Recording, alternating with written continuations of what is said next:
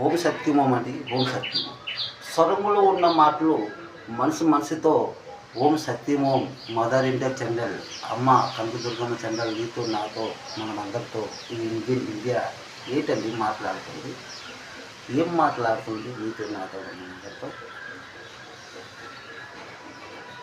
హిందూ ముస్లిం ఇసా సిక్కుల నలుగురు అన్నదమ్ముల సంఘర్షం సంవాదం అంతరంగం మాటలు, మూడు మాటలు అన్నమాట.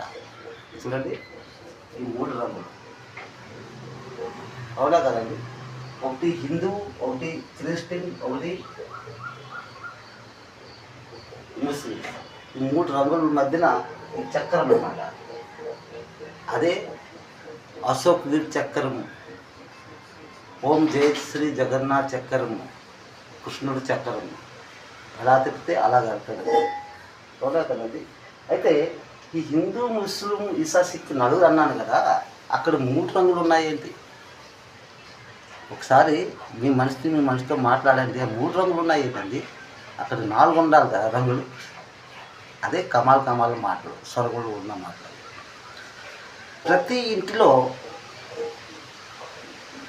సిక్ పంజాబీ జన్మిస్తాడండి. అంటే మనము ఏంటి 13, 12 అంటే 15 సంవత్సరాల లోపలగా మనకి గడ్డం వచ్చేస్తుంది అనమాట. అలాగ అది గడ్డం విడిచిపెట్టేస్తే మనం సిక్ పంజాబీ అవుతాం. మనం కమాల్ మాటలు కదండి.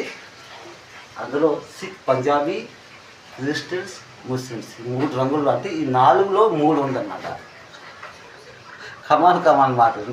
దాంట్లో మళ్ళీ ఒకటి ఉందండి, అది మన్ కీ బాత్. అదే మొంకి పవన్ పుత్ర రామ్ భక్త హనుమంతుడు పోతుంది.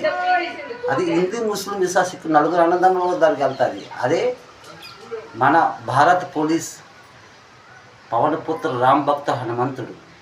అదే పోలీస్ అండి. ఖాకీ రంగు, పాలు, పంచదార, టీ పొడి, మంచినీరు, ఓం సత్యమోం అగ్ని మనం తగిలిస్తే ఛాయ్ అవుతుంది. ఆ ఛాయ్ రంగు ఖాకీ రంగు, మాస్టర్ ఇండియా పోలీస్. అవునా కదండి.